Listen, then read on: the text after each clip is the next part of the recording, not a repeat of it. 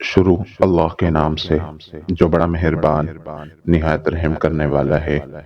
کسی کی نیت پر شک نہ کریں، اور اگر شک ہو تب بھی اظہار نہ کریں۔ عورت کے جنازے میں گھر کے کچھ افراد کہتے ہیں میت کا منہ ڈھک دیں، غیر محرم نہ دیکھے۔ خدا کی قسم، زندہ کے لیے بھی یہی حکم ہے۔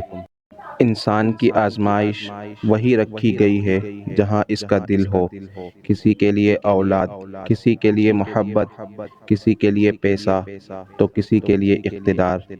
سوال نامے الگ الگ لیکن امتحان ایک ہی۔ قرآن پاک ہمارا بہترین ساتھی اور رہنما ہے۔